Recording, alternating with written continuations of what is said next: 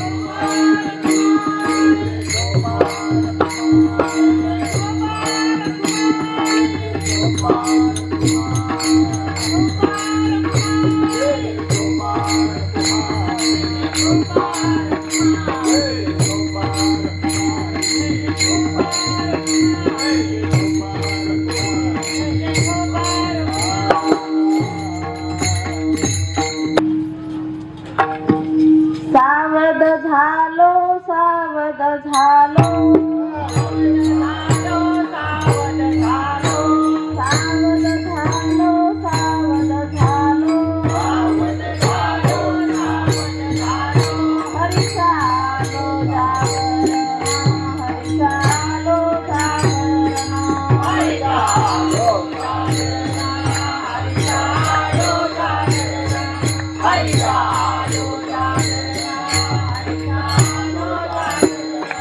तेथे वैष्णवांचे भारत, तेथे वैष्णवांचे भारत, तेथे वैष्णवांचे भारत, तेथे वैष्णवांचे भारत. जय जयकार गरजत असे, जय जयकार गरजत असे, जय जयकार गरजत असे, जय जयकार गरजत असे, जय जयकार गरजत असे,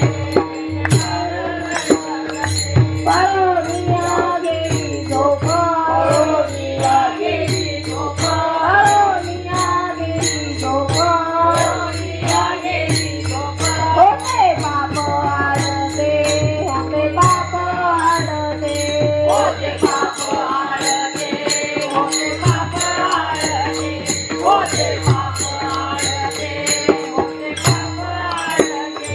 तेथे वैष्णवांचे भारत, तेथे वैष्णवांचे भारत, तेथे वैष्णवांचे भारत, तेथे वैष्णवांचे भारत. जय जयकार गरजत असे, जय जयकार गरजत असे, जय जयकार गरजत असे, जय जयकार गरजत असे, जय जयकार गरजत असे, जय जयकार गरजत असे. तुका म्हणे तया धाया, म्हणे तया धाया, तुका म्हणे तया धाया, म्हणे तया धाया. ओल छाया कृपेची, ओल छाया कृपेची, ओल छाया कृपेची, ओल छाया कृपेची,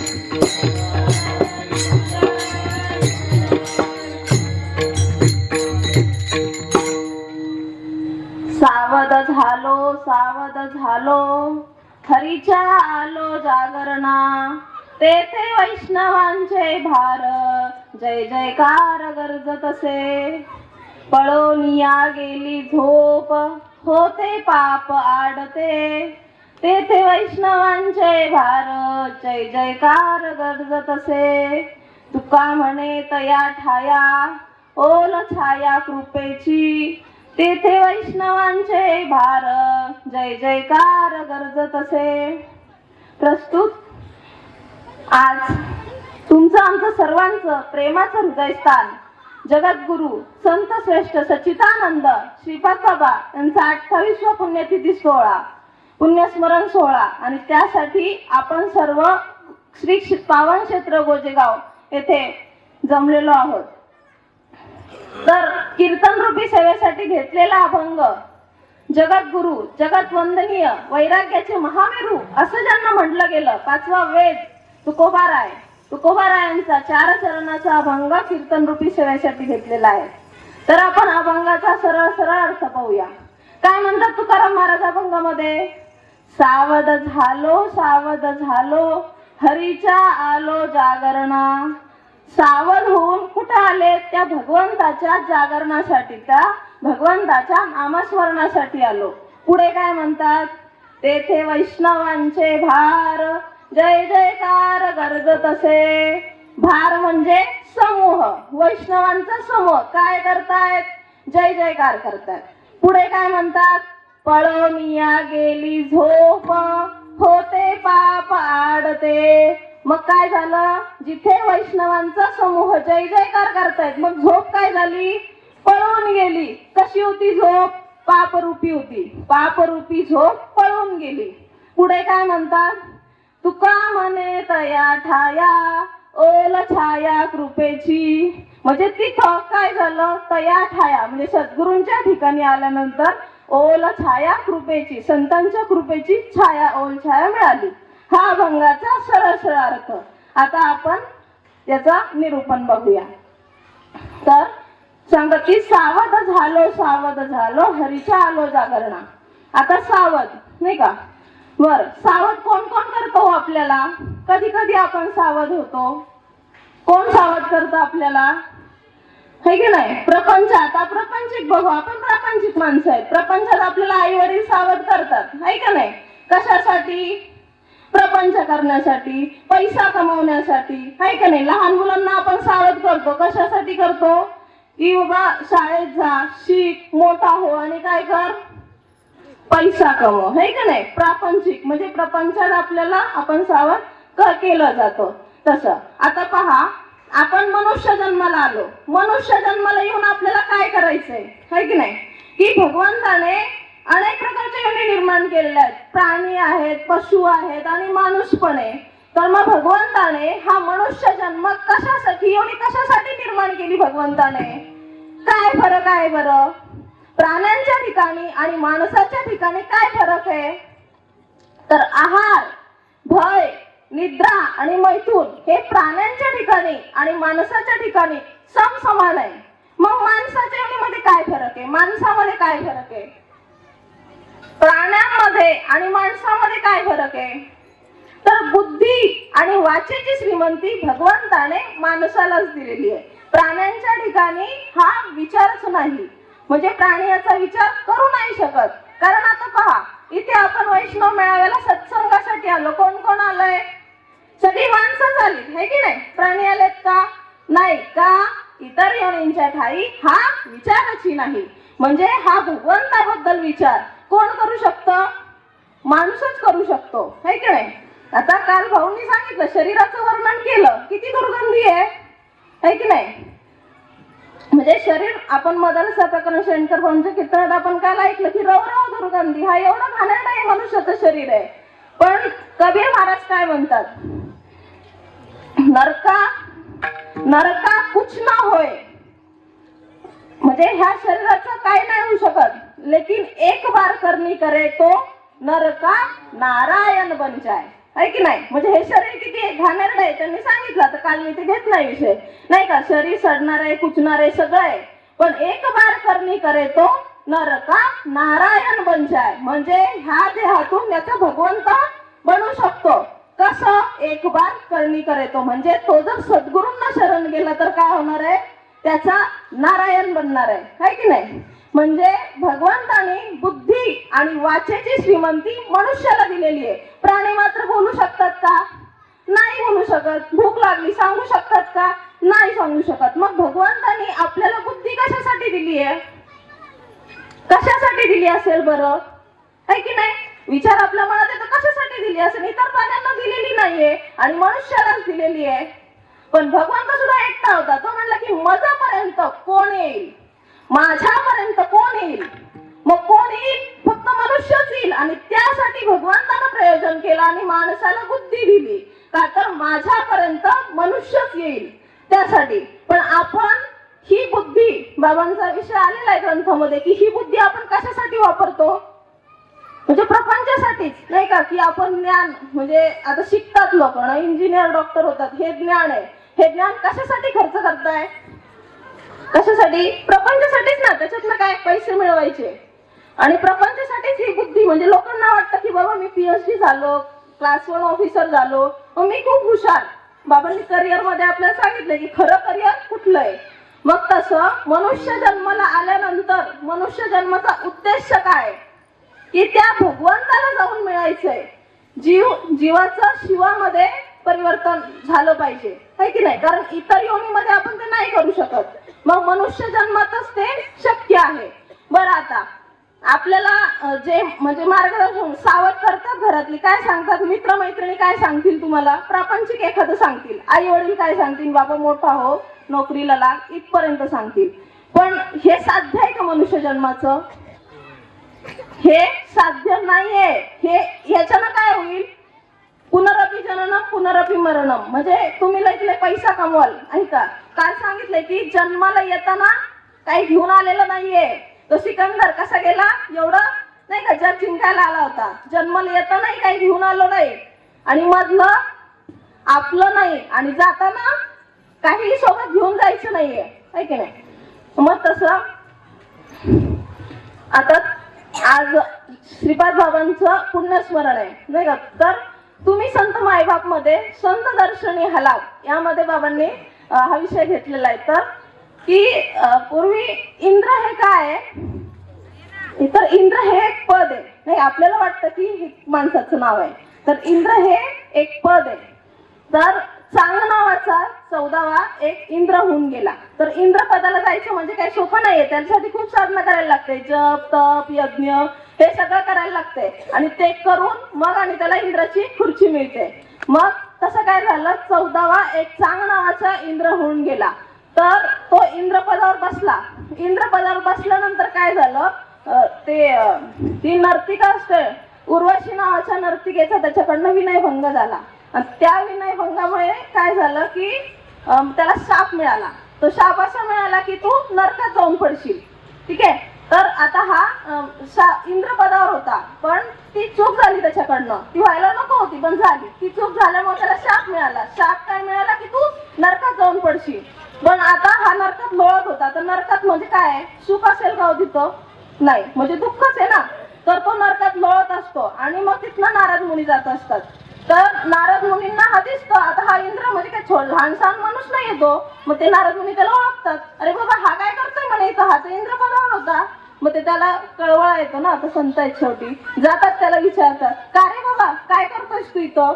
त्याला विचारतो, सांगतो की उर्वशी नावाच्या नर्तिकेचा माझ्याकडनं विनयभंग झाला, त्यामुळे मला शाप मिळाला आणि मग मी इथं आता नरकात येऊन पडलोय. मग तो गयावया करू लागतो, नारद मुनी मला वाचवा याच्यात ना, कारण नरकात तर काही सुख नाहीये, दुःखच आहे सगळं, मला वाचवा याच्यात ना, मला वाचवा. तो विनवण्या करू लागतो नारद मुनींना. मग नारद मुनी म्हणतात, ठीक आहे मी तर तुला याच्यातनं नाही वाचू शकत, पण तो काय ऐकत नाही, मला वाचवा म्हणे. कोण मला याच्यातनं सोडविल, है की नाही? तो विनवण्या करत राहतो. तर मग म्हणतात, बरं ठीक आहे म्हणे, काही हरकत नाही, तू इतक्या विनवण्या करतोय, मी तर तुला याच्यात नाही वाचू शकत, पण मी एक सोल्युशन सांगतो म्हणे तुला.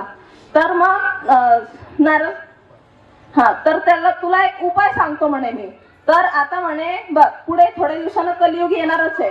मग 12व्या शतकामध्ये संत ज्ञानेश्वर माऊली नावानं संत महाविष्णू अवतार घेणार आहेत म्हणे ह्या 12व्या शतकामध्ये, आणि त्यांचं दर्शन झाल्यानंतर तू ह्या नरकातनं तू मुक्त होशील. पुढे 12व्या शतकात संत ज्ञानेश्वर माऊलींचा अवतार आहे. महाविष्णूचा अवतार म्हणजे भगवंताचाच अवतार आहे. कशाला? संत रूपाने त्यांनी अवतार घेतला. आणि आता संत रूपाने अवतार घेतल्यानंतर आता संत कशासाठी अवतीर्ण होत असतात? आपण आता कालपासून ऐकतोय, अवतार तुम्हा धराया कारण उद्धाराया जन जड जीवा, है की नाही? मग ज्ञानेश्वर माऊलींचं सुद्धा अवतार कार्य कशासाठी झालेलं? ह्या जनाचा उद्धार करण्यासाठी.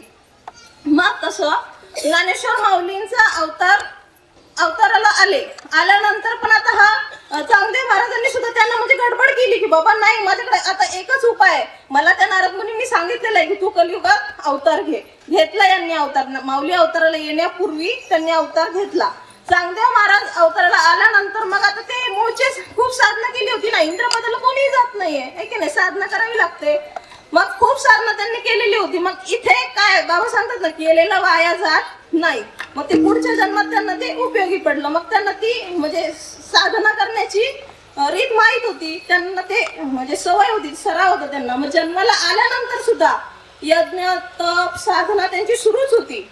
सुरू असताना त्यांना 64 कला अष्टमहासिद्धी प्राप्त झाल्या आणि मग त्यांचं जीवन सुरूच होतं असं. पण हे करत असताना काय झालं? आता पहा, सत्वगुणाचा सुद्धा अहंकार, काल आपण दृष्टांत ऐकलाय, येऊ आपण तिथं.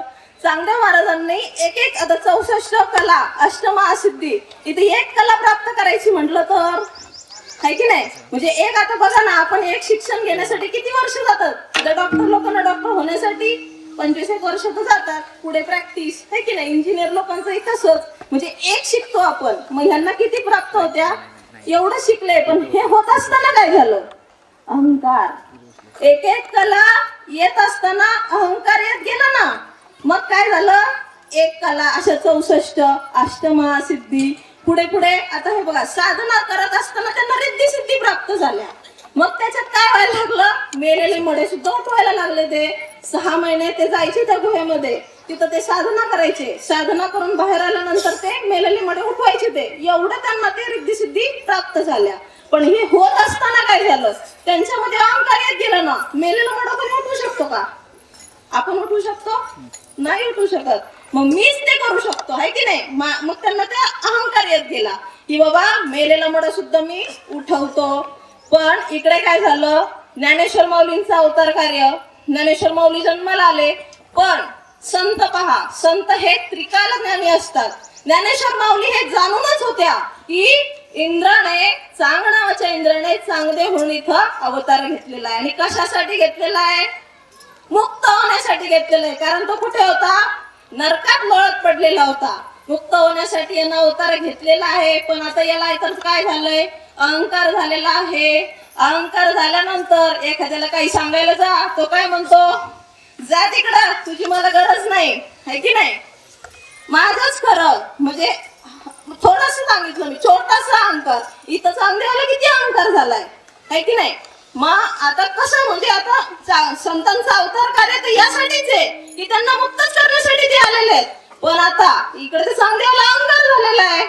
मग एक खबर जाते. एक वेळेला काय होतं? चांगदेव महाराज त्यांच्या गुहेतनं बाहेर येतात, तर लोक दरवेळेप्रमाणे ते मडे आणून टाकतात आणि चांगदेव महाराज बाहेर आल्यानंतर ते मडे उठवत असतात. पण एक वेळेला काय होतं? ते साधनेत बाहेर येतात तर बघतात तर एकही मड नाही, कोणीच नाही.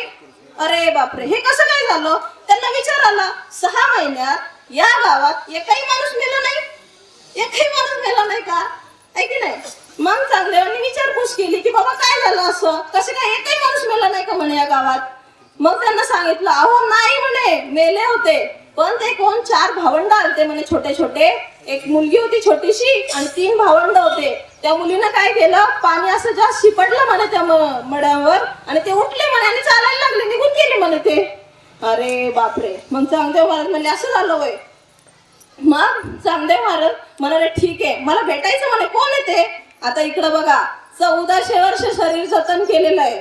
एवढ्या सिद्धी 64 कला महासिद्धी सगळं आहे, मेलेले म्हणे उठवताय आणि हे कोण आले आत्ताचे म्हणे आणि नुसतं पाणी शिपडून मला 6 महिने साधना करावी लागते आणि तेव्हा जाऊन ते सामर्थ्य माझ्यात प्राप्त होतंय आणि मग मी ते म्हणांना उठवतोय, हो की नाही? मग इकडे तर यांनी हे काम केलं. मग चांगदेव महाराज म्हणले कोण आहेत ते मला भेटायचं. बरं ठीक आहे, ठरलं यांचा दिवस ठरला की ह्या दिवशी जाऊन भेटायचं. मग आता चांगदेव महाराज अहंकारीच ना, वाघावर बसले, कारण त्यांच्याकडे तर रिद्धी सिद्धी प्राप्त होते त्यांना. जिवंत वाघावर बसले, हातात जिवंत नाग आणि 1000 ते 1500 शिष्यांचा समुदाय मागे आणि चांगदेव महाराज निघालेत कुठं? ज्ञानेश्वर माऊलींच्या भेटीला. मग इकडे आता वार्ता आली की बाबा चांगदेव महाराज 1000-1500 शिष्यांचा समुदाय घेऊन तुम्हाला भेटायला येत आहेत. ज्ञानेश्वर माऊली म्हणले अवतार कशासाठी आहे? उद्धार करण्यासाठीच आहे. बरं समोरूनच गिराईक येतंय. मग पण आता हे अहंकार आहे ना तो, त्यामुळेच ते 1500 शिष्यांचा समुदाय आहे. जिवंत वाघावर आहे, आपण जिवंत वाघावर बसू का? वाघ बघितलं तर लांब पळून जाऊ आणि ते त्याच्यावर बसून येत आहे. मग ज्ञानेश्वर माऊली सकाळी भिंतीवर बसलेले होते, 4ही भावंड. मग ज्ञानेश्वर माऊलींनी निवृत्ती दादांना विचारलं, दादा आपल्यालाही त्यांना भेटायला जायचंय, काय करूया मग? चालूया का ही भिंत? चालविली जड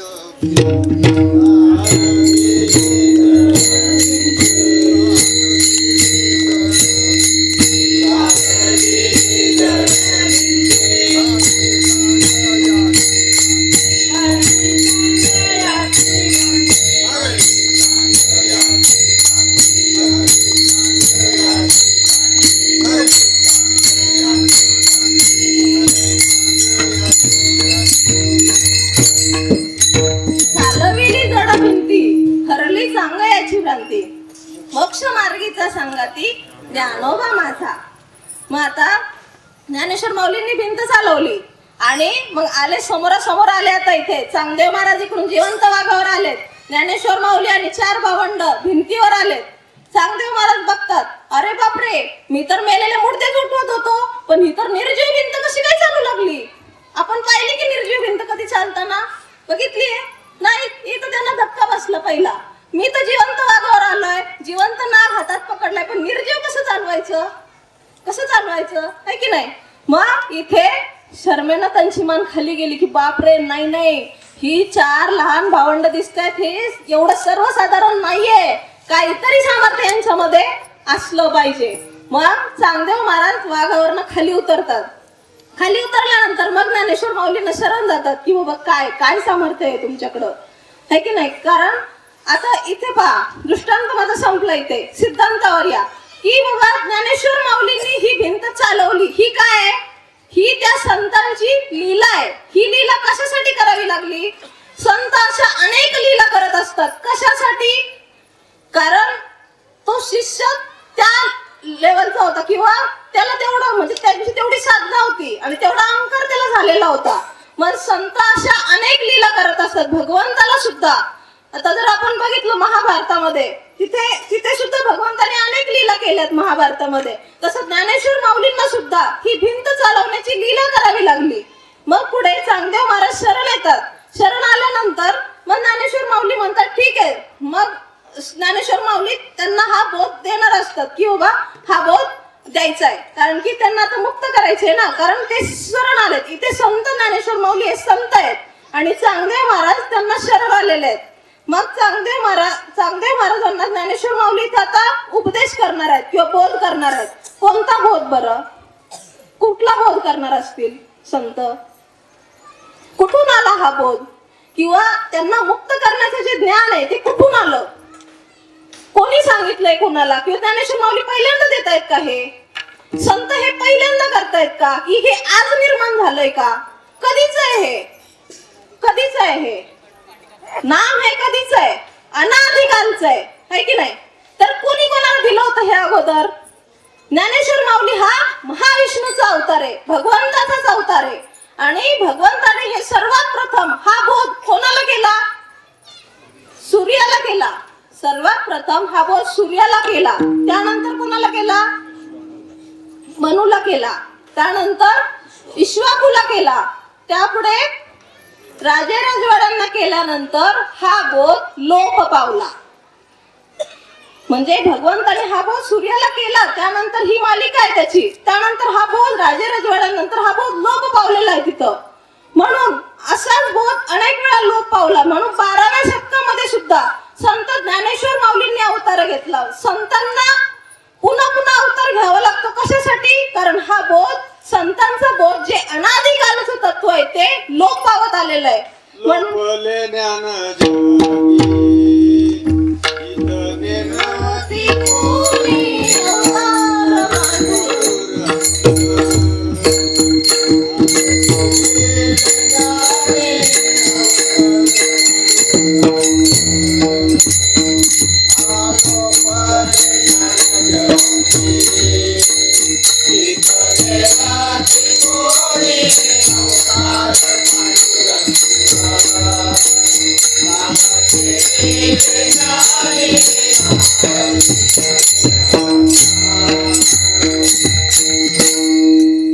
म्हणजे हे ज्ञान लोप पावलं होतं. आणि ते ज्ञान आता हे सर्वसामान्य जगाला मिळावं यासाठी माऊलींचं इथं अवतार कार्य आहे.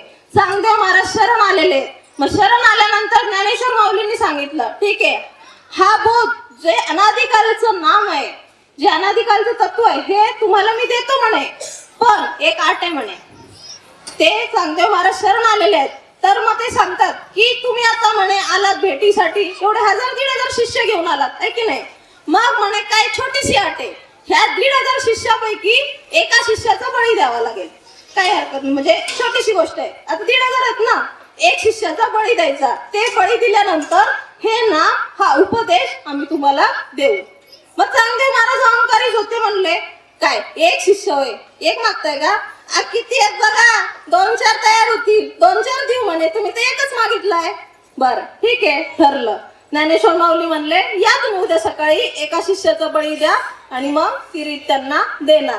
मग आता इकडे काय झालं, इकडे कुजबूज सुरू झाली. कोणी बळी द्यायचं, कोण बळी द्यायला जाणार, कोणीच तयार होईना. सगळे म्हणजे प्रत्येक जण सांगायला लागलं, नाही नाही माझी बायका पोरं आहेत आणि मग मी गेलो तर त्यांचं कसं होईल. प्रत्येक जण म्हणायला लागला, माझे आई वडील आहेत, मी कसं जाऊ, माझं लहान लेकरू आहे, त्याला कोण बघेल. असं करत करत एक एक एक एक एक करत सगळे निघून गेले. एकही शिष्य खाली उरला नाही. कशासाठी? बळी देण्यासाठी. एकही शिष्य उरला नाही. आता काय करायचं? चांगदेव महाराजांनी अवतार कशासाठी घेतलेला आहे? मुक्त होण्यासाठी. आता 1400 वर्ष शरीर केले तर नाही का, 1400 वर्ष ते म्हणजे भरपूर साधना केलेली आहे. एवढं शिष्यांना काय आता ते दिलं असेल, मग त्यातलं एकही शिष्य तयार होईना. आता परत मान खाली घालायला लागलेली आहे. गेले, सकाळी उठले, गेले ज्ञानेश्वर माऊलींकडे गेल्यानंतर आता हे एकटेच गेले. किती जणांनी जायला पाहिजे होतं? 2घांनी जायला पाहिजे होतं, एकटेच गेले. पण आता ते संत माऊली जाणून होत्या. मग हे कसे गेले? अशी खाली मान घालून गेले, कारण एकटेच चाललेत. मग माऊलींकडे गेल्यानंतर विचारलं, या चांगदेवा आलात या. मग चांगदेव महाराज म्हणतात, मी आलोय, पण जो एक शिष्याचा बळी द्यायचा होता तो नाहीये, मी एकटाच आलोय म्हणे. मग ज्ञानेश्वर माऊली म्हणतात, हेच मला अपेक्षित होतं म्हणे, दिला म्हणे बळी, या म्हणे तुम्ही. कशाचा बळी दिला? कशाचा बळी दिला? अहंकाराचा बळी दिला. कसला अहंकार होता? माझे 1500 शिष्य आहे की नाही, त्यातले किती तुझे आहेत बघ, शोध. एकही नाही. मग इथे अहंकाराचा बळी दिला आणि त्यांना ज्ञानेश्वर माऊलींनी मग ती रीत दिली त्या ठिकाणी. आता चांगदेव महाराज इथे काय करत होते? एक सिद्धांत आहे छोटासा इथे, की ते मेलेले मडे उठवत होते, है की नाही. आता समजा त्याचं काय आयुष्य असेल, 70 वर्षानंतर एखादा माणूस मेला असेल, त्या मड्याला तो उठवायचा, जिवंत करायचं की नाही. मग जिवंत करून परत काय होणार? कधी ना कधी तर मरणारच आहे ना, कारण काळाच्या अधीन आहे हे शरीर, काळाच्या अधीनच आहे, तो कधी ना कधी मरणारच आहे. मग तो फक्त ते मड उठवत होता, म्हणजे त्याचं आयुष्य वाढत होतं. मुक्त होत होता का त्या ठिकाणी? नव्हता होत. मग त्या उठवण्याचा काय उपयोग आहे? म्हणजे पहा, संत रीत नसेल तर त्या रिद्धी सिद्धी काही उपयोगाच्या आहेत का? नाही. हे फक्त तात्पुरतं झालं, तात्पुरतं तो उठवत होता पण मुक्त करत नव्हता. मग त्या उठवण्याचा काय उपयोग आहे? असं किती तुम्ही 100 वर्ष जगलात आणि संतरितच करून नाही घेतली, त्या जगण्याला काय अर्थ आहे? कारण त्याचा जो मूळ हेतू आहे, मनुष्य जन्माचा जो मूळ हेतू आहे, तो साध्यच नाही होते ना इथं, आहे की नाही? म्हणजे चांगदेवाने ते मोठे उठून सुद्धा काय उपयोग नाही त्या ठिकाणी, कारण ते मुक्त होत नाहीये. मग असं ज्ञानेश्वर माऊलींना अशा अनेक लीला करायला लागल्या. त्यानंतर पैठणमध्ये एका साधूमध्ये दोष निर्माण झाला होता. तिथे रेड्यामुखी वेद बोलून तिथे सुद्धा ज्ञानेश्वर माऊलींनी ही लीला केलेली आहे. पण आता बाबांनी पुढे काय सांगतात की भिंत चालवली, त्यानंतर रेड्यामुखी वेद बोलविला, याही पेक्षा कुठली एक महत्वाची लीला त्यांनी केली. कुठली? ये मराठीची नगरी ब्रह्मविद्येचा सुकाळ करी, देणे घेणे सुखाची वरी होऊ दे या जगा. ह्या सर्वसामान्य जगाला आता भगवंताने 7,500 ते 8,000 वर्षापूर्वी गीता सांगितली. कुणासाठी सांगितली हो? गीता कुणासाठी सांगितली? अर्जुन आणि भगवान श्रीकृष्ण ही नरनारायणाची जोडी आहे. भगवंत अर्जुन सुद्धा भगवंताचाच अवतार आहे. मग खरी गरज त्या अर्जुनाला होती का? आता आपण गोमाता जोपासतो ना, गाई दूध देते, कोणासाठी देते? वासरासाठी गाय दूध देते. पण मालक सांभाळतो की नाही तिला? गाय दूध वासरासाठी देते की मालकासाठी देते? गाईचा पाना वासरासाठीच असतो, पण दूध कोण, दुधाचं खरं भाषण कोण करतंय? मालक करतोय. तसं भगवंताने अर्जुनासाठी अर्जुनाचं निमित्त करून गीता प्रगट केली. अर्जुनाचे निव्याजे गीता प्रकाशली श्रीराजे, हे संसार एवढे थोर जे फेडिले जगाचे. म्हणजे भगवंताने अर्जुनाला निमित्त करून ती भगवद्गीता कुणासाठी सांगितली, कुणासाठी प्रगट केली? तुम्हा सर्वांसाठी ती गीता प्रगट केली. इथं मी मालक आहे आणि अर्जुन कोण आहे? वासरू आहे. हे निमित्त आहे. अर्जुन फक्त निमित्त आहे आणि भगवंताने ती गीता प्रगट केली. पण समजतंय का? समजतंय? आज सुद्धा ती गीता घेऊन वाचा, काय कळतंय हो? आणि कळालंच नाही तर आपण काय आचरण करणार? गीता अलंकार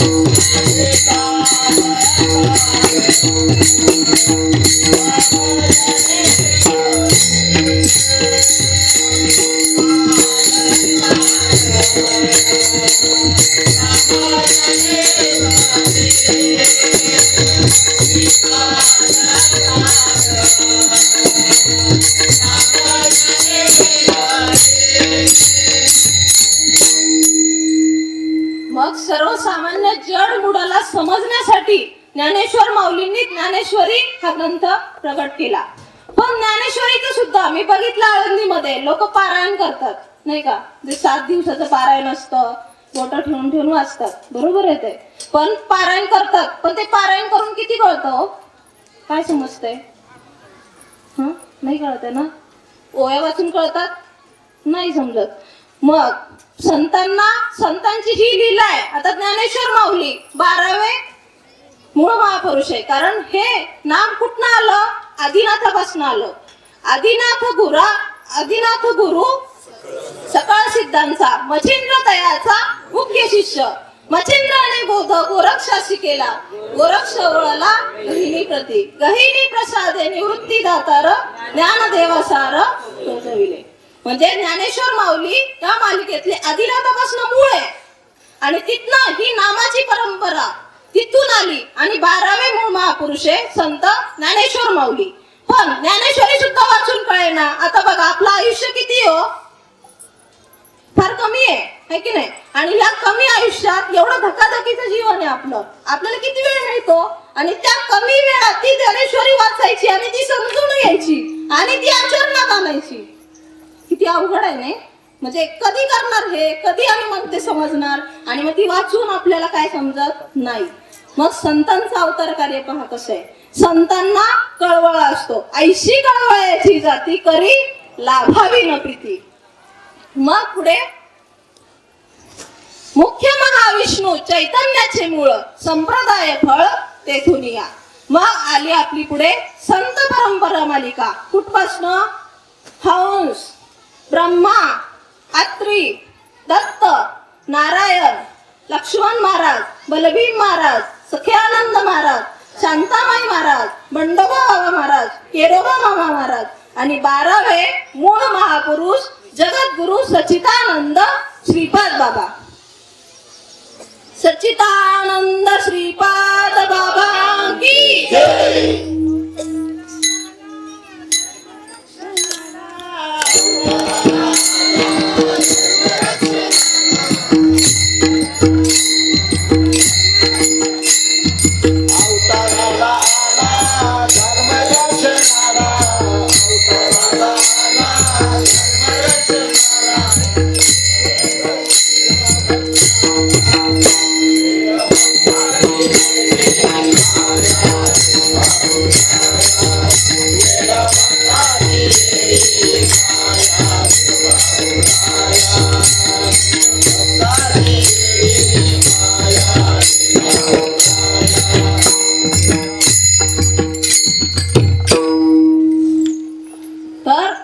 आपल्या संत परंपरा मालिकेतले सुद्धा मूळ महापुरुष सच्चिदानंद 12वे मूळ महापुरुष सच्चिदानंद श्रीपाद बाबांनी सुद्धा हे 5 ग्रंथ निर्माण केले. कुठले?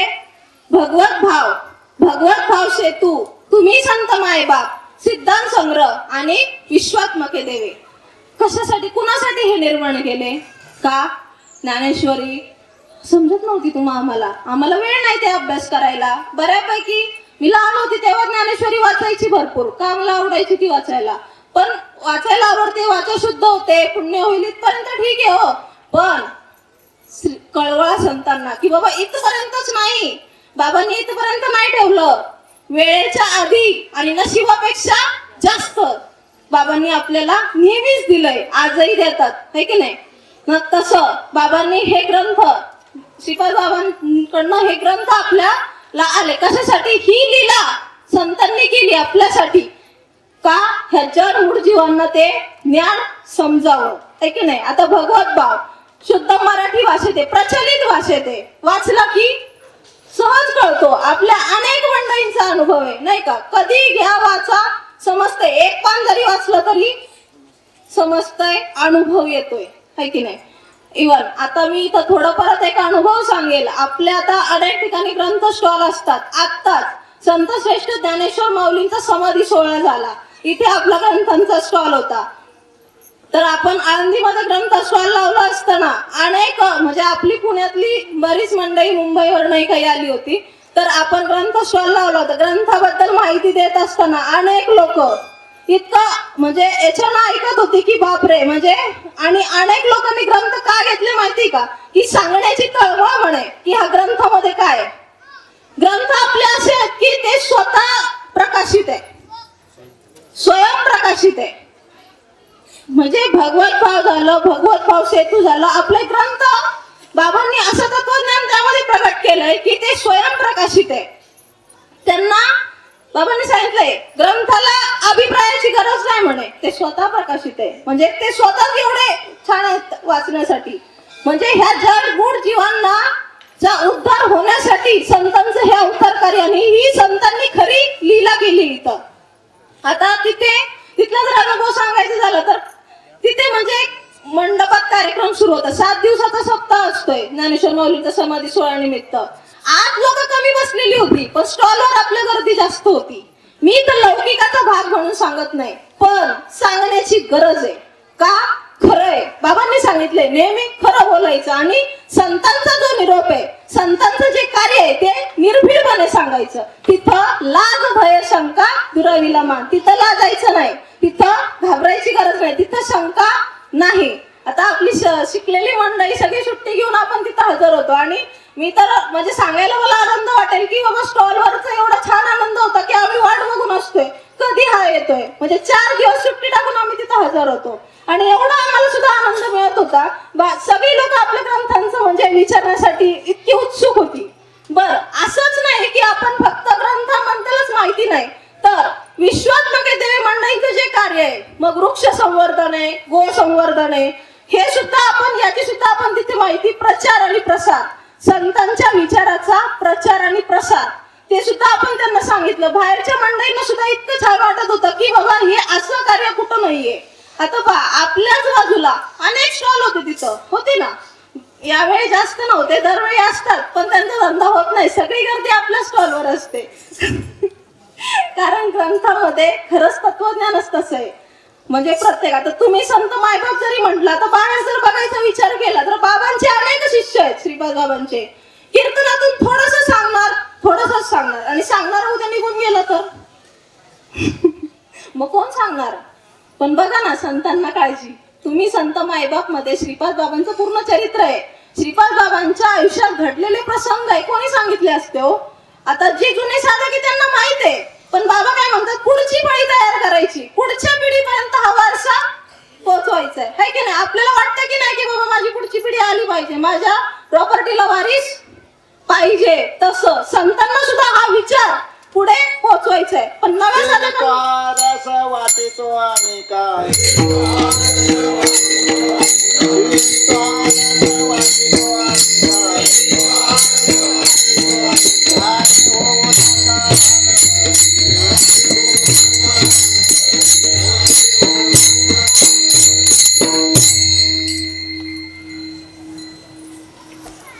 सेवितो हा रस वाटितो अनेका, ह्यारे होऊ नका प्राणबरी.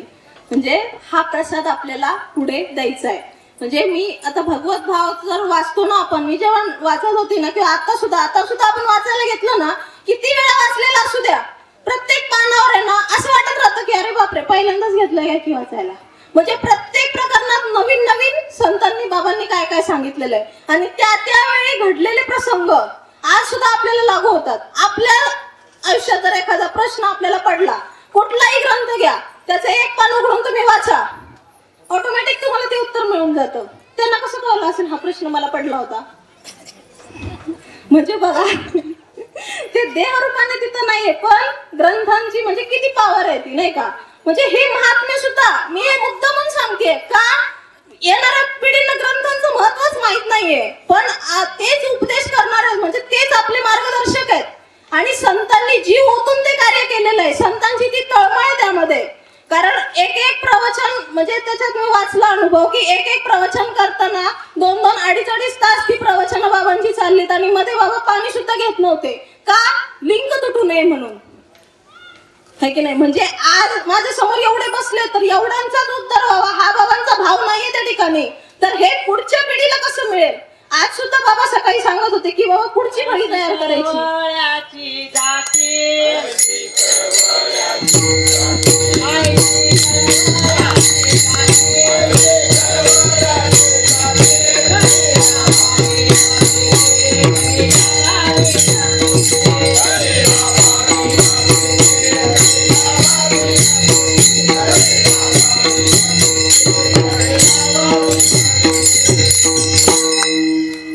म्हणजे हे कार्य कसं आहे, संतांच्या कळवळ्यातून आहे की बाबा हा प्रसाद पुढे सुद्धा मिळाला पाहिजे प्रत्येकाला. बाबा किती वेळा विचारतात, समजलं का, समजलं, वाचलीस का मेसेज, वाचलीस तू.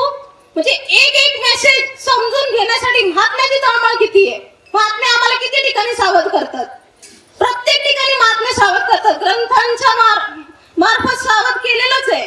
त्याही नंतर वृक्ष संवर्धनासाठी होती. आता आपली बरीच मंडळी अनुभव सांगत असतात, मी जास्त सांगत नाही. झाडांकडे आपण जातो, थकवा वाटतो का? विठ्ठल जळी स्थळी भरला, रीता हाव नाही उरला. बाबांनी झाडांकडे पाठवायच्या आधी हे प्रमाण आपण वाचलं होतं का? पण दिला ना अनुभव आणून.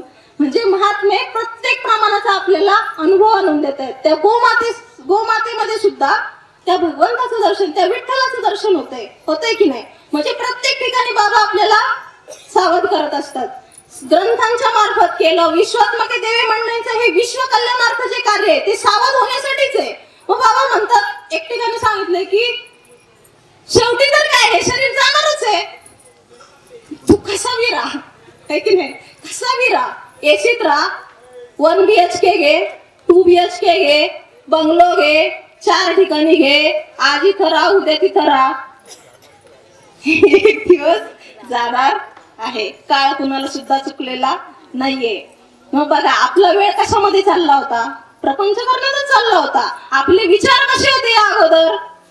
या रीतीमध्ये येण्या अगोदर, या धर्म मंडपामध्ये येण्या अगोदर, बाबांच्या सहवासात येण्या अगोदर आपले विचार कसे होते? प्रापंचिक विचार होते, या शरीराबद्दल विचार होते.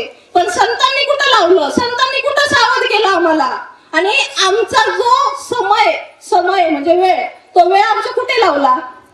आता मी परत आवर्जून सांगते, कौतुक नाही सांगत, पण मला गरज वाटते सांगण्याची. आम्ही शिकलेली मंडळी, आता आम्ही कधी जाणार गो संवर्धन करायला? विचार आहे चांगला आहे, आम्हाला वाटतंय करावं, पण हे कारण आपली जी मुंबईतली मंडळी आहे ती ग्रंथाचं करेक्शन करणं, शंकर भाऊ असतील, सगळ्या फाईल्स त्यांच्याकडे असतात. त्या ती ग्रंथाचं करेक्शन करणं, त्यानंतर ते लिहून काढणं. भगवत भाव कसा तयार झालाय हो? बाबांची प्रवचनं झाली, ती प्रवचनं रेकॉर्ड केली आणि मग ती लिहून काढली. बर, एका लेखनामध्ये होतंय का? नाही. वेगवेगळ्या वेळेस त्याच्यावर करेक्शन करण्यात आले, त्याच्या वेगवेगळ्या आवृत्ती झाल्या. म्हणजे हे किती अभ्यासात ना, ते इतक्या हाय लेवलचं काम आहे ते. म्हणजे इतकं सोपं नाहीये. ग्रंथ निर्माण होणं इतकं सोपं काम नाहीये. संतांना अवतार कार्य तिथे घ्यायला लागतंय. म्हणजे ही संतांची लीलाच आहे. हे गुण म्हणजे संतांनी आपल्यामध्ये प्रस्थापित केले. बाबांनी हे कार्य एकट्यानं नाही केलं. बाबा मी एकटाच करतो, मी एकटाच कीर्तन करतो, हा भाव बाबांचा नाहीये, आहे की नाही? विशेषत्वानं वेगळं काय? मी मुद्दामून सांगते आजच्या दिवशी, कारण बघा आज श्रीपाद बाबांची पुण्यतिथी अनेक विभागात साजरी होते. काय हो बाहेर परमार्थ काय आहे? बाकी विशेष आपलंच सांगते. म्हणजे श्रीपाद बाबांचे अनेक साधक, बाहेर काय आहे? परमार्थ म्हणजे काय? फक्त कीर्तन प्रवचन एवढ्यावरच आहे. तुम्ही चिंतन करा, अनुग्रह देतात, प्रबोध झालं, तू चिंतन कर, झालं इथपर्यंतच. आणि मग परत शंकर भाऊनी काल घेतलं होतं दृष्टांत काळ्या घारीचा आणि पांढऱ्या घारीचा. मग काळी घार काय? इथं प्रपंच आहे आणि पांढरी घार काय आहे? परमार्थ आहे. आता पहा, त्यांनी सांगितलं ती काळी घार मारायची कशासाठी? मग ती काळी घार मारण्यासाठी कुठली आणली? पांढरी आणली. मग ती पांढरी घार जी काळ्या घारीला मारणारी आहे ती काळीला मारू शकते. म्हणजे ती किती प्रभावी असेल, ती किती सामर्थ्यवान असेल बघा ना, ती काळीला मारू शकते. मग ते सांगतात पांढरीवर डाळ नको टाकू, हिला जिवंत करू नको. ही जर काळीला मारू शकते, उद्या तुला नाही मारू शकत. हा, मारू शकते की नाही? मग ते पांढरीवर दाणे टाकू नको. दृष्टांत संपला. आपण सिद्धांतावर येऊया. सिद्धांत इथं असा आहे की परमार्थात येतो आपण. म्हणजे प्रपंचातलं लक्ष काढलं, प्रपंचातून काढलं तुम्हाला आणि कशात आणलं? परमार्थामध्ये आणलं. पण परमार्थात येऊन सुद्धा काय झालं? कीर्तनकार, भागवताचार्य महाराज होऊन बसले. पैशासाठी कीर्तन, लौकिकासाठी. पण हीच आहे पांढरी घार, अहंकार. मग बाबांनी तुम्ही संत मायबाप मध्ये सांगितलंय, नवाला अहंकाराची गोठी, विशेष न लगे अज्ञानाचे पाठी, विशेष न लगे अज्ञानाच्या पाठी, सध्यानाच्या झोंबे कंठी, नाना संकटे नाचवी. हे प्रपंचातला अहंकार जाईल एखाद्या वेळेला. माझं घर, माझी प्रॉपर्टी आज जाईल. पण बाबा सांगतात इथं हा सत्वगुणाचा अहंकार लय भयंकर आहे. हा जाणार नाही. आता काळीला मारू शकते ती पांढरी घार किती सामर्थ्यवान आहे. मग बाबा सांगतात ती सुद्धा नको. आपण काय म्हणतो? त्रिगुण रहितम सद्गुरु उत्तम नमामि, आहे की नाही? म्हणजे काहीच नको इथं. त्या सत्वगुणाचा सुद्धा अहंकार नको आहे. आणि हा खरा परमार्थ आहे आणि तो बाबांनी आपल्याला इथे शिकवला. आता पहा, मी पुन्हा मुद्दामून सांगते, जी गोष्ट माहिती आहे तुम्हाला पण मी जाणीव करून देते प्रकर्षानं. आपल्यामध्ये वाटतं का इथं कोण कीर्तनकार आहे, कोण महाराज आहे?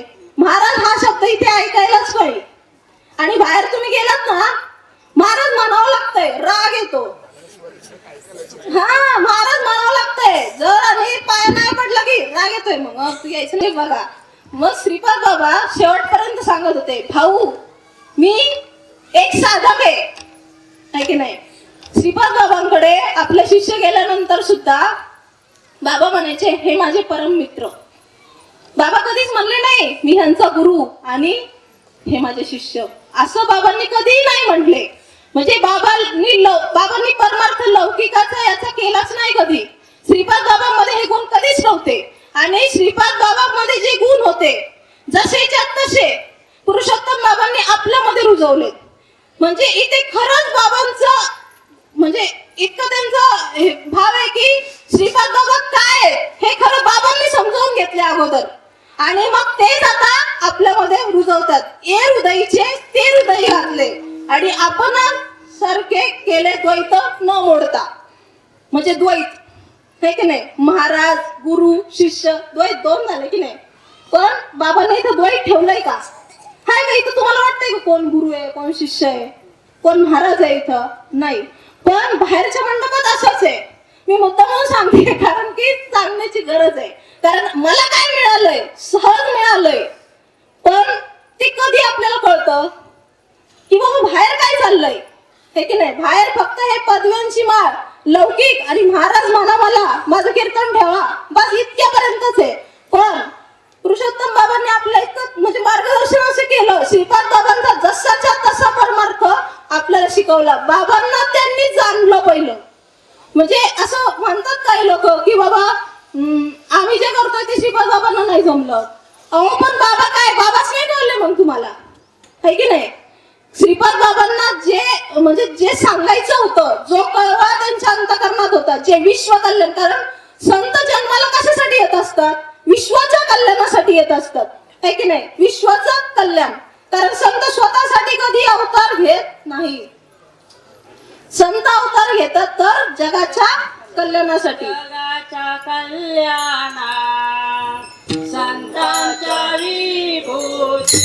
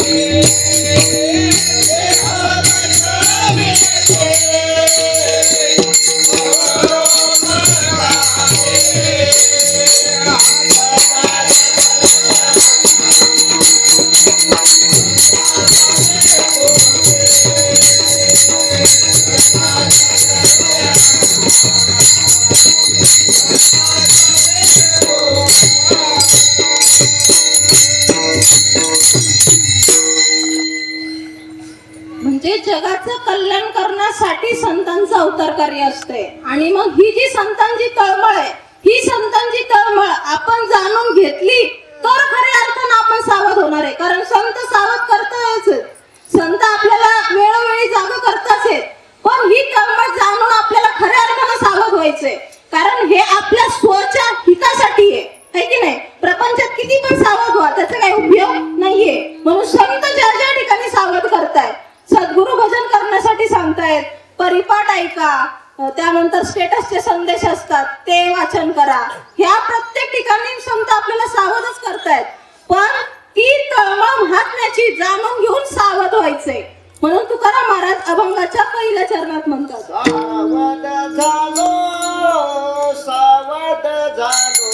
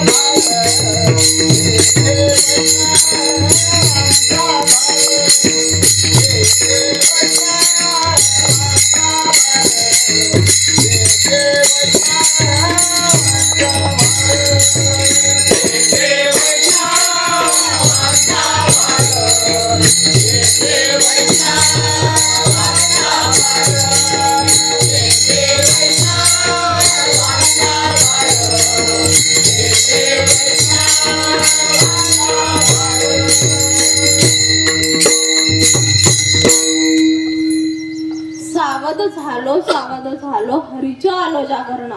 मग ही संत महात्म्यांची तळमळ समजावून घेऊन सावध झालो आणि मग कुठे आलो? त्या हरीच्या जागरणासाठी आलो, हे की नाही. आता विश्वात्मके देवे मंडळी सोन्याहून पिवळे बाबा सांगतात तसं झालो सावध आणि वृक्ष संवर्धनासाठी लागलो. हाच हरीचा जागर आहे. जागर म्हणजे काय, रामकृष्ण हरी म्हणा किंवा रात्रभर भजन, सकाळी उठून काकडा, याला हरिनामाचा जागर नाही म्हटलेलं. मग खरा जागर कुठला आहे? वृक्ष संवर्धन, गो संवर्धन, त्यानंतर हे ग्रंथांचं वाचन, संत विचारांचा प्रसार, हे खरं हरिनामाचा जागर आहे. इथं बाबांनी आपल्याला सावध केला आणि सावध झालो. मग सावध झाल्यानंतर कुठे आलो? आता वैष्णव कोणाला म्हणायचं? कोणाला म्हणायचं वैष्णव? वैष्णव मनोजया, वैष्णव मनोजया,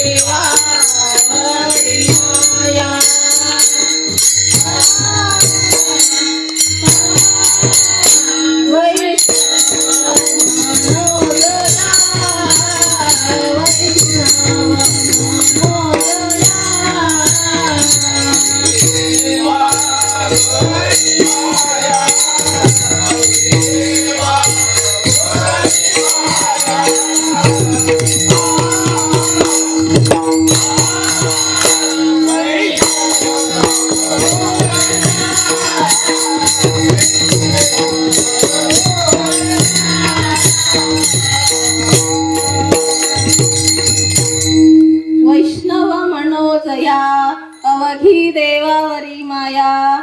मग वैष्णव कोणाला म्हटले? ज्याची त्या भगवंतावर प्रेम आहे त्याला वैष्णव म्हटले. आणि तुम्ही आपण कोण आहे? अहो वैष्णवच आहे. हा वैष्णवांच्या मेळ्यात आलो आपण, है की नाही. संतांनी सावध करून आम्हाला वैष्णव बनवलं. आम्ही पहिले फक्त सर्वसाधारण माणसं होतो, है की नाही. हा अधिकार प्राप्त करून दिला संतांनी त्या भगवंतावर प्रेम करण्याचा, है की नाही. आजपर्यंत प्रेम करत होतो. कोणावर करत होतो? कोणावर करत होतो? माझ्या स्वतःच्या नातेवाईकांवर, माझ्या स्वतःच्या शरीरावर. काळ्या घारीवर म्हणजे प्रपंचावरच आपलं प्रेम होतं. पण खरं प्रेम कुठलं आहे आणि ते कोणावर केलं पाहिजे? त्या भगवंतावर प्रेम केलं पाहिजे, आहे की नाही? तोच आहे माझा सखा. तुला शेवटच्या क्षणी कोणी सोडवणार नाही. एका चक्रपाणी वाचून या, तो भगवंतच तुला सोडवणार आहे. आणि त्या भगवंतावरच खरं प्रेम आहे. बाकीचं प्रेम काय खरं आहे का हो? आज आहे तर उद्या नाही. बायकोवर किती प्रेम करा, शेवटी काय भाऊ मी सांग. म्हणजे तसं संसारातलं प्रेम हे कसं आहे, शाश्वत नाहीये, अशाश्वत आहे. किती करा, किती जीव लावा, किती जीव लावून संसार करा, है की नाही? पण शेवटी काय, किसी में कुछ नाही, सगळं बरोबरच आहे. म्हणजे सगळ्यावर करा काही उपयोग नाही. मग खरं प्रेम कोणावर करायचंय? त्या भगवंतावर करायचंय, है की नाही? म्हणून वैष्णव मनोजया अवघी देवावरी माया. मग म्हणजे संतांनी आम्हाला वैष्णव बनवलं आणि कुठे घेऊन आले? ह्या वैष्णवांच्या मेळाव्यामध्ये. आता बघा, भगवंत म्हणत होते की 31 काल काय केलं असतं. आता आपली मंडळी नाहीत करत, पण बाहेरची लोक काय करतायत? हा, कसली ती प्यायची कुठली तुम्हाला नाव माहित नाही. आणि प्यायचं कुठं पडायचं नव्या वर्षाला. म्हणतात नवीन वर्ष आपलं नाहीये बरं का, सांगते, आपलं नाहीये नवीन वर्ष, आपलं पाडव्यालाच आहे. आपली हिंदू संस्कृती आहे, हे आपलं नवीन वर्ष नाहीये, ठीक आहे? पण आता बघा बाहेर काय चाललंय आणि आपल्याला कुठे घेऊन आले? आता बरं, मेळाव्याला यायचं, येण्यासाठी किती आतुरता, किती आतुरता, किती दिवसापासून वाट बघतोय. मी तर कधीचा लिहू फॉर्म भरून दिलाय, रोज वाट बघते कधी येतोय. म्हणजे इथे येऊन काय मिळणार आहे? आनंद मिळणार आहे की नाही? आणि तो आनंद बाहेर आहे का? प्रपंचात किती करा, कोणावरही किती प्रेम करा, पण तो आनंद नाही ना. मित्रमंडळीमध्ये भेटलं तर तात्पुरता आनंद, परत कधीतरी वाकडं होईलच की. असं काय ठरू नाही का की बाबा सगळे दिवस चांगलं चालेल. इथल्या घरातल्यांशी पटत नाही, बाहेरचं काय घेऊन बसला, काय की नाही? पण इथं म्हणजे तो आनंद मध्ये तो भेटेल का? नाही ना. मग तसं इथं आल्यानंतर कसं वाटलंय? म्हणजे आल्यापासून एकमेकांना आलिंगन, भेटी की बाबा कसं आहेत, बरं आहेत का? मग कोण कुठले, आहे की नाही? कोण कोण कुठून आलंय? वैष्णवांचा मेळ कसा केला बाबांनी? कोण कोण कुठून आलंय याची जाणीवच नाही ठेवली. वाटतंय का आम्ही पुण्यावरून आलोय, नगरवरून आलेत, आवेकर मंडळी आहेत, मुंबईवरून आलेत, म्हणजे हा भेदच नाही ठेवला. हे द्वैत सुद्धा बाबांनी काढून टाकलं, आहे की नाही? कोण कोण विविध विभागातून आले, चिखलीवरून आलेत, कोल्हापूरवरून आलेत, अनेक विभागातून, आहे की नाही? जसं एक एक वेगवेगळं फुल आणि त्या फुलांची एक माळ तयार होते. मग तसं बाबांनी आपल्याला एक केलं, अनेक विभागातून येऊन, आहे की नाही? तसं आपण एकमेकांना भेटून काय प्रेम वाटत नाही, पण इथं आल्यानंतर घराची तर आठवणच नाही. हाय कोणाला काय आठवलंय? घरी काय चाललंय? उलट बरं वाटलंय, आहे की नाही? म्हणजे तो आनंद सुख सोहळ्यासाठी संतांनी कुणामुळे बरं, कुणामुळे? हा कुणाचं पुण्यस्मरण आहे आज हे? ज्या महात्म्याचं पुण्यस्मरण आहे. आता कोण आनंद म्हणजे पूजा कशाची होते? तर त्यागाची होत असते. भगवान प्रभू श्री रामचंद्र पूजनीय आहेत. काय, कशाची पूजा आहे? त्यागाची पूजा आहे. आज हा आपण जो सोहळा साजरा करतोय तो श्रीपाद बाबांचं पुण्यस्मरण आहे. पण हा सोहळा साजरा होत आहे, पण यासाठी श्रीपाद बाबांना काय काय भोगावं लागलंय, काय काय त्याग करावा लागलेला आहे त्यांना. संसाराच्या नावे घालून या शून्य वाढता हा पुण्य धर्म केला. अनेक ठिकाणी त्यावेळी साधनं नव्हती.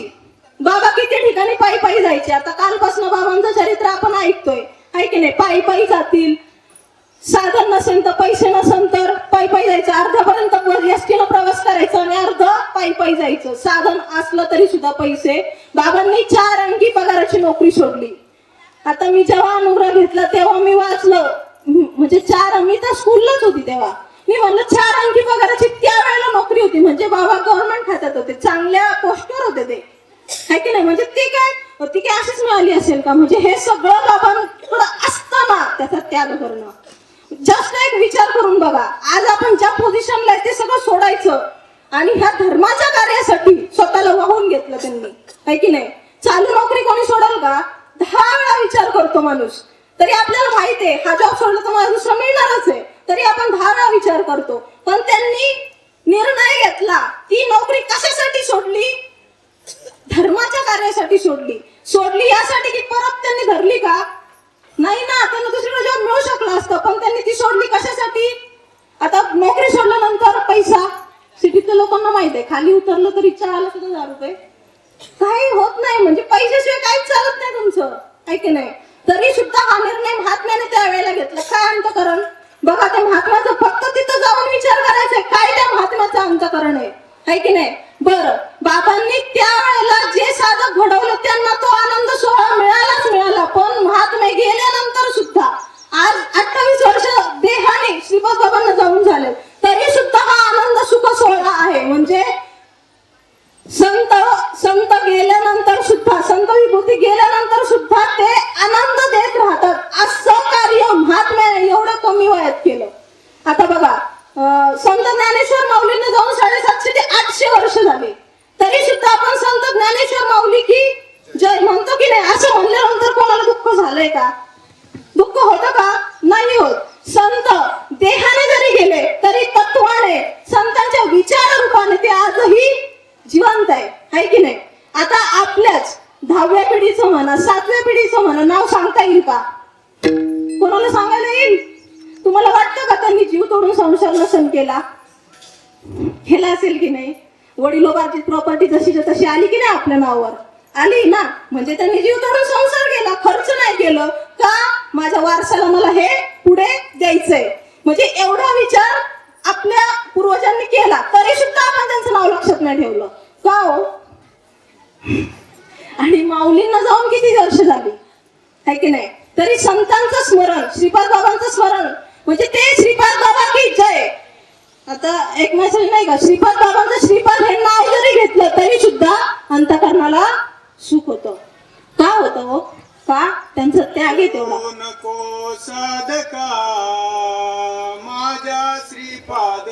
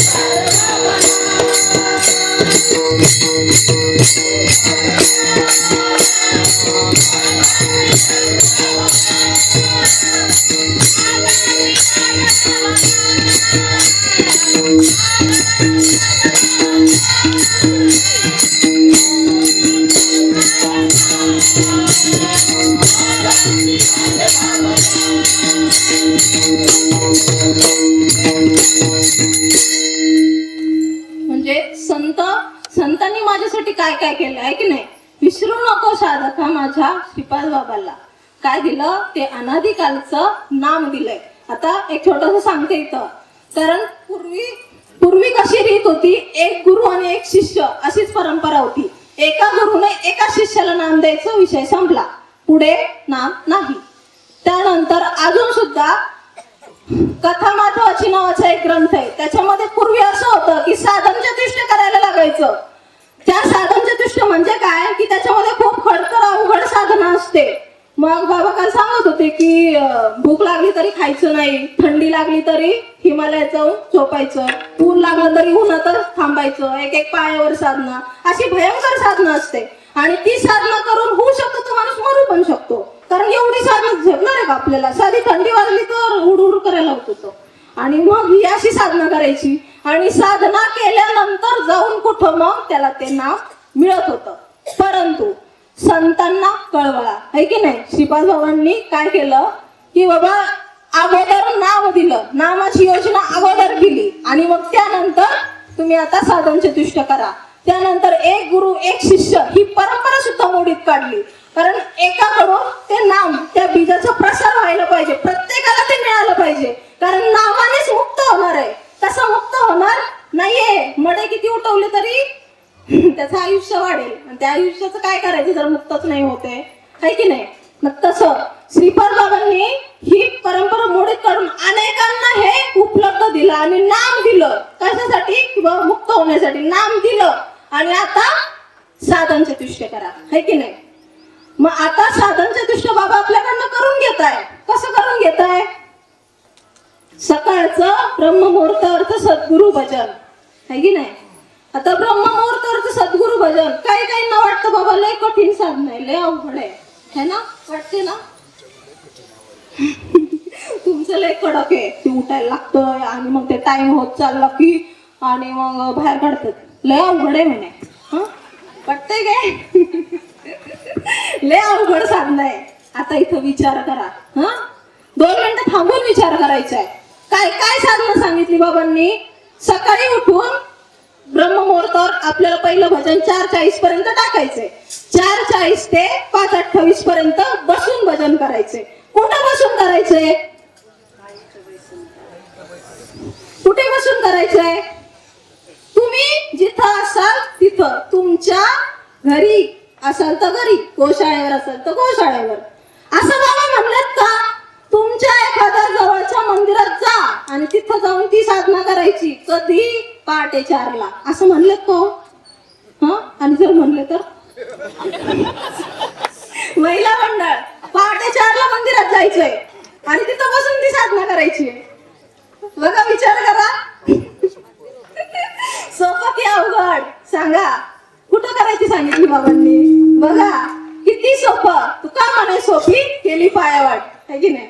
म्हणजे हा मार्ग सोपा सोपा सोपा. आपण आता कुठनं आलो, भगवद्गीतेपासून आलो, ज्ञानेश्वरी, त्यानंतर हे ग्रंथ आणि मग साधन चतुष्टावर आलो. साधन चतुष्ट किती सोपं सांगितलंय बघा, सोपी साधना. पण आपण काय म्हणतो, साखर सोबत उठायला होत नाही, आहे की नाही. म्हणजे आपल्याला का अवघड वाटतीये, कारण माहित नाही ना आपल्याला त्या माधवाने काय काय केलंय. आणि त्याला ते हिमालयात जाऊन केली, त्याला ते प्रेत वगैरे पण भेटायचे तिथं. तो कोण होता माहितीये का, क्लास 1 ऑफिसर होता तो. नाही बाबा, ते क्लास 1 ऑफिसर होते. ड्युटी सोडली त्यांनी कशासाठी, हे नाम प्राप्त करण्यासाठी, मुक्त होण्यासाठी. एवढं सगळं सोडलं आणि ते हिमालयात गेले. तिथं तेही साधना करायला लागली त्यांना. ते थंडीत म्हणा, बरं तिथं काय सोय खाण्यापिण्याचं तर काय नाही, आपल्याला 3 टाइम लागतंय, त्याशिवाय होत नाही. आता भूक लागली असेल, म्हणत असतील कधी संपतंय. म्हणजे बघा, तिथं जेवणाची काय सोय आहे का, चहा मिळतोय का, काही माहित नाही. कसं तिथं ती साधना त्यांना करावी लागली. आणि ती साधना होत होत होत होत शेवट त्यांचा मरणाचा क्षण आला, अंतिम क्षण आला. आणि अंतिम क्षणी त्यांचे सद्गुरू तिथं प्रगट झाले. प्रगट झाल्यानंतर त्यांच्या शेवटच्या श्वासाला त्यांच्या सद्गुरूने त्यांना ते नाम सांगितलं. आणि त्यांना काय वाटलं होतं माहितीये का, की ही जी साधना करतोय ना मी, तर झालं असेल म्हणे, याच्यातच मी मुक्त झाला असेल. आणि मग शेवटच्या श्वासाला त्यांना कळतंय, शेवटच्या श्वासाला त्यांना ते त्यांच्या सद्गुरूंनी नाम दिलं. बघा, विचार करा, आम्हाला कधी दिलं, सहज सहज मोठे भाऊ सकाळी सांगत होते, अनाउन्सिंग करत होते, कोणाला अनुग्रह घ्यायचा आहे का, या, आहे की नाही, ज्ञानाग्नी पेटवलेला इथं या. काय पैसे आहेत का हो फुकट?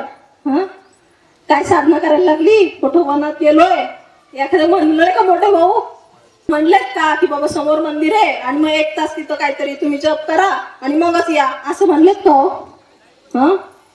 सोपं सोपं या शब्दावर बोलतोय, किती सोपं केलं. संतांचा अवतार कार्य आपण समजून घेतोय, संतांचा कळवळा बघा किती सोपं आहे की नाही. आता बरीच मंडळी इथं आले, सुट्टी टाकून आले, कशासाठी, म्हणजे हा ज्ञान यज्ञ अवेलेबल करून दिला, उपलब्ध करून दिला आपल्याला, आहे की नाही. बाबा म्हणले असते मग जाऊ दे, माझं घर आहे, मी तिथं राहतोय एकटा, काय पडलंय मला, मी माझ्या घरात करीन फोटोची पूजा. भाव बघा इथं, भाव बघा. केली असती बाबांनी एकट्याने, बाबा माझे सद्गुरू होते, पण नाही. आता इथे सुद्धा बारीक चिंतन आहे पहा. वर्षामध्ये आपले किती मेळावे होतात, मोठे मेळावे, छोटे चालूच असतात आपले. मोठे मेळावे किती होतात, 3 मेळावे होतात, है की नाही. मेळाव्याचं डिक्लेअर एखाद महिना अगोदर वगैरे होतंय. मेळाव्याचं डिक्लेअर झाल्या पहिलं दान कोणाचं पडतंय, पहिलं दान कोणाचं पडतंय, बाबांचं पडतंय. थोडं पडतंय का? कळवळा बघा, संतांचा कळवळा बघा. कोणासाठी? एकट्यासाठी, माझ्यासाठी, काही कमी आहे का त्यांना, काय गरज आहे? कळवळा कोणासाठी आहे? तरी सुद्धा आमचं येऊ की नको, जाऊ की नको, आणि मग माझं कसं होईल, मी आजारीच आहे. अरे नाही, कळवळा बघा. हा 4 दिवसाचा मेळावा करायचं प्रयोजन कोणाचं आहे? संतांचं आहे की नाही. हे पुण्यस्मरण. बाबा म्हणले असते माझे सद्गुरू आहे मग मी माझं घरी करतो, नाही, माझ्या सगळ्या लेकरांना हा प्रसाद मिळाला पाहिजे, सगळ्या माझ्या लेकरांना हा आनंद मिळाला पाहिजे, है की नाही. त्या वैष्णवांचा मेळा इथं झाला पाहिजे आणि त्या प्रत्येकाला तो आनंद मिळाला पाहिजे, है की नाही. तुकाराम महाराज अभंगाच्या दुसऱ्या चरणात सांगतात, जेथे वैष्णवा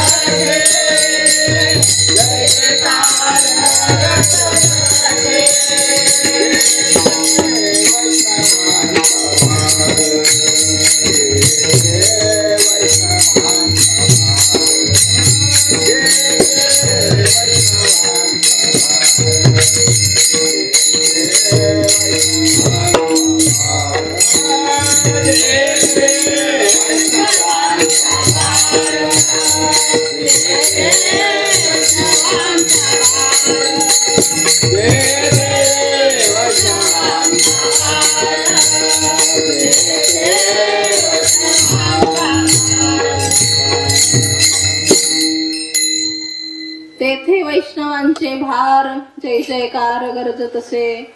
आता म्हणजे हा वैष्णवांचा समूह मेळ्यात येऊन आपण काय संतांचा जय जयकार चालू आहे की नाही. मग ह्या जय जयकारामुळे काय होतं तर पापरूपी जी झोप आहे ती उडून जाते है की नाही. जय जयकार केल्यानंतर कसं वाटते, कोण झोपून राहील का? नाही राहणार ना. मग आता ही झोप कशामुळे येते हो? झोप कोण आहे? झोप ही काळाची बहीण आहे. आणि बहिणीला काय वाटतं, भावाचा धंदा जोरात झाला पाहिजे आहे की नाही. भावाचा धंदा जोरात झाला तर दिवाळीला साडी, नाहीतर मग झोप कोण आहे? काळाची बहीण आहे. मग झोप त्यामुळेच येत असते. म्हणून तेथे वैष्णवांचे भार जय जयकार करत असे. पण संतांना रीत माहितीये ना, संत त्याच्याही पुढचे आहेत. म्हणून जय जयकार करायला लावतात. तो जय जयकार केला तर काय होत असते? झोप पळून जात असते. म्हणून एकदा आपण जय जयकार करूया. कुंडली कवरदे विठ्ठल श्री ज्ञानदेव तुकाराम पंढरीनाथ भगवान की जय. ज्ञानेश्वर महाराज की जय. सच्चिदानंद श्रीपाद भगवान की जय. सच्चिदानंद रामदास बाबा की जय.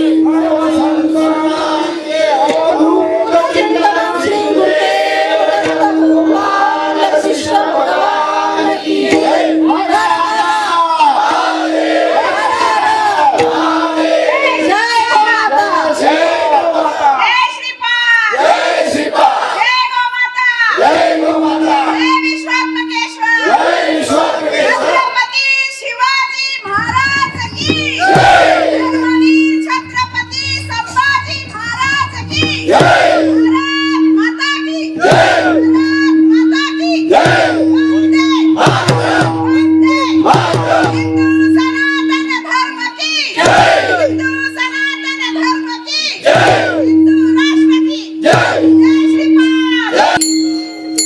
मग ही झोप उडून जात असते. पण हे पाप कधीच आहे हो? हे पाप ह्या जन्मातलं आहे का? कधीच आहे हे पाप?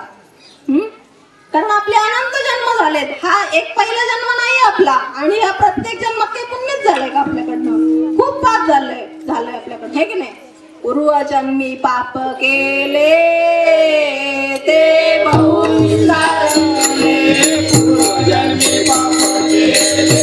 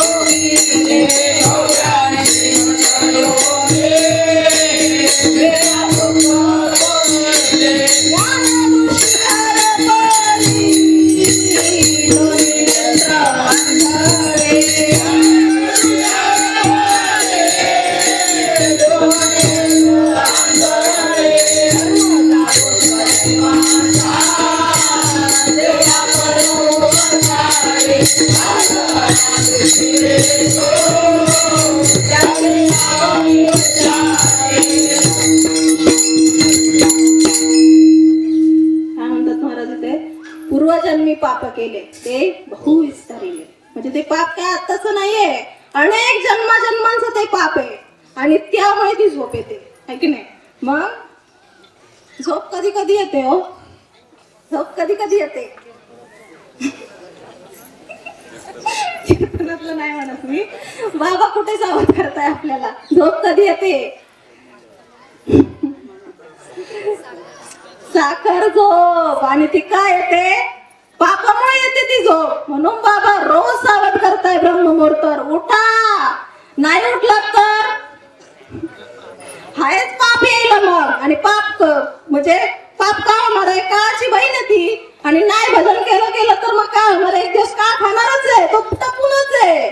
आणि म्हणून बाबा जागा करताय, उठा. की नाही? उठा जागे वारे आता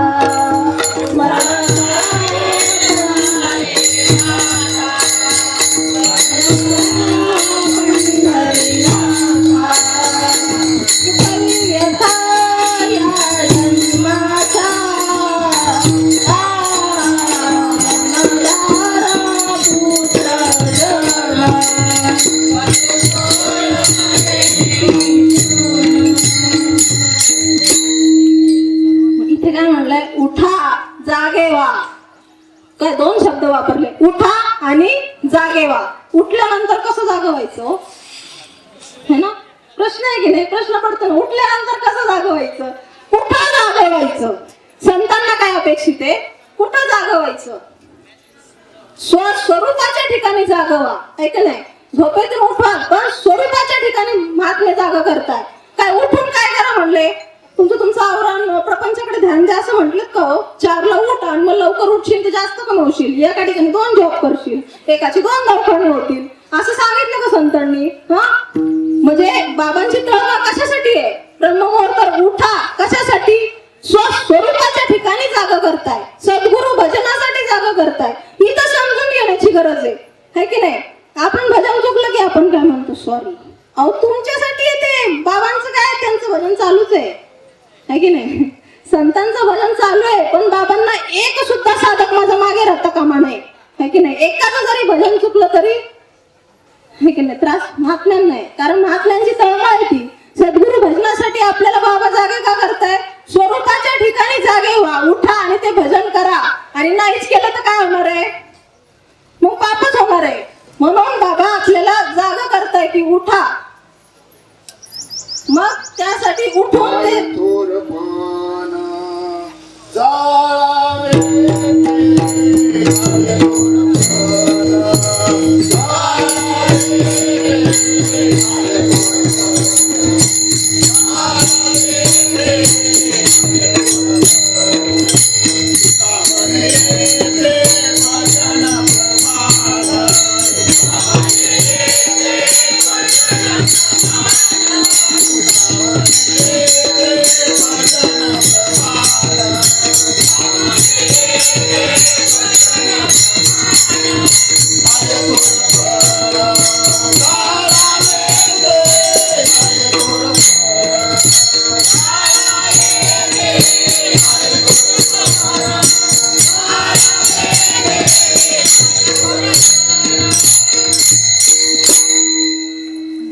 छान प्रमाण दिलं भाऊनी. तुका काय थोरपण जाळावे दे, तुका म्हणे भजन प्रमाण. म्हणजे त्या सद्गुरु भजनाला किती महत्व आहे. आणि बाबा सुद्धा वारंवार सांगतात, इव्हन बाबांचा रोज एखादा तरी मेसेज असतोय की, आणि त्या मेसेजचा सार जर आपण काढला ना की काय असतं शेवटी? सद्गुरु भजन, है की नाही? कारण संतच आहेत की ते आपलं हित जाणतात, है की नाही? आपलं हित दुसरं कोण नाही जाणत. प्रापंचिक हित काही कामाचं नाही. आता आपण स्वरूपावर बोलतोय. संतच एक असतात की आपलं हित जाणतात आणि हित जाणून त्यांनी त्याचं सार काढलं की बाबा 24 तासात तुला ते जमणार नाही. मग बाबा म्हणतात मोठकी निमिषभर, है की नाही? तेवढं तरी दे. सकाळी तेवढं ब्रह्ममुहूर्तावरचं भजन तरी करा. म्हणजे ते तुम्हाला दिवसभर ऊर्जा देणार आहे की नाही? ते तुम्हाला त्याचं कवच राहणार आहे. आणि मग ते भजन केल्यानंतर काय होणार आहे? तुकाराम महाराज अभंगाच्या 3ऱ्या चरणात सांगतो, पळून या गेले, पळून या गेले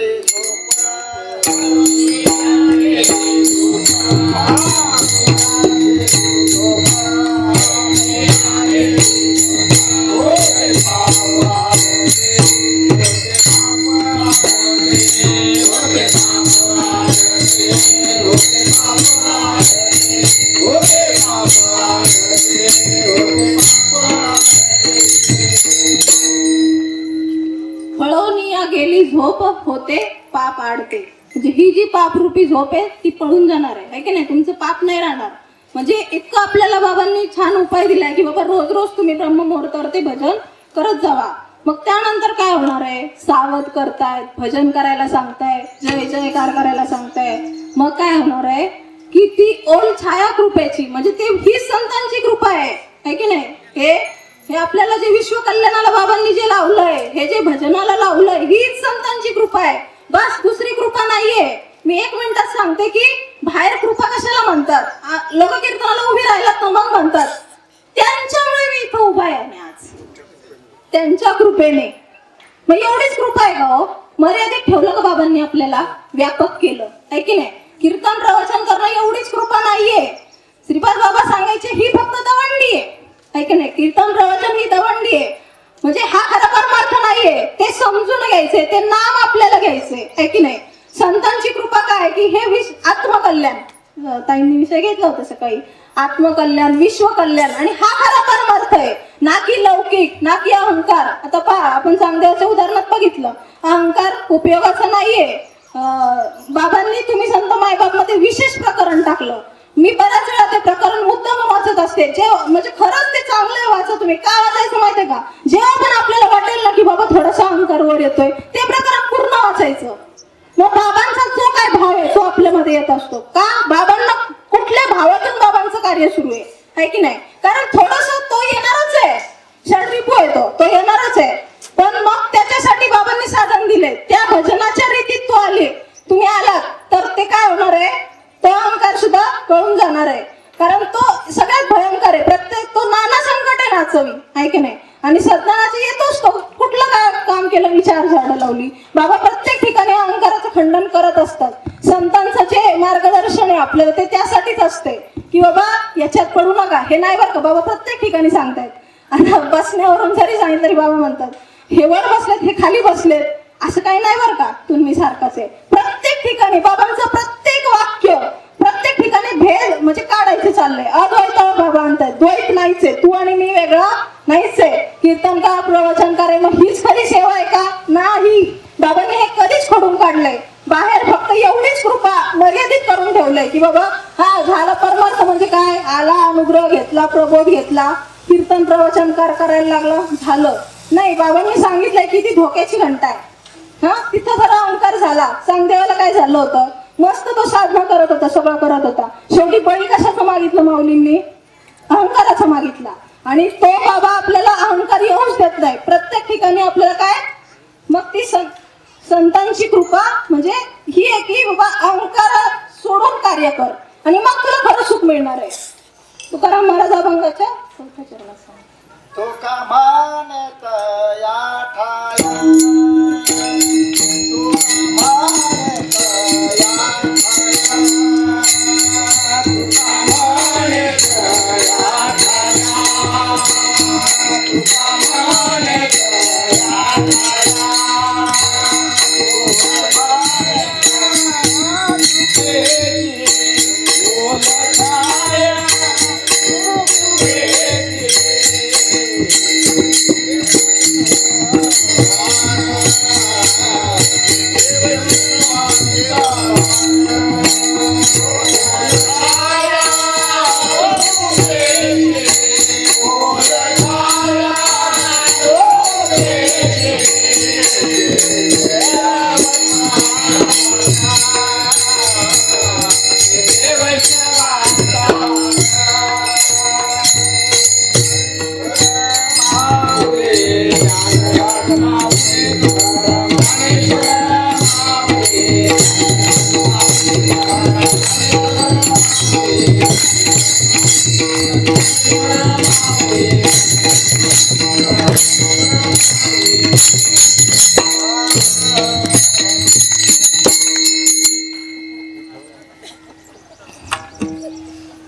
तर जगत झालेली सेवा जगद्गुरु सच्चिदानंद श्रीपाद बाबा, गुरुवर्य पुरुषोत्तम रायजाधव बाबा आणि माई आणि तुम्ही सर्व संत वृंदांच्या चरणी समर्पित करते. आणि जे काही बरोबर आहे ते माझ्या सद्गुरूंचं आहे. आणि जर काही चुकीनं काही शब्द बोलला गेला असेल तर तो माझ्या प्रकृतीचा भाव आहे, हे समजून माफ करायला अशी आशा करते. आणि जे बरोबर आहे ते माझ्या सद्गुरूंचं आहे आणि त्यावर निश्चित विचार करा. आणि सद्गुरु भजन आपल्याला चुकवायचं नाहीये. आणि जी नवीन साधक मंडळी आली असतील त्यांनी सुद्धा हा नामाचा प्रसाद घ्या. आणि ही सेवा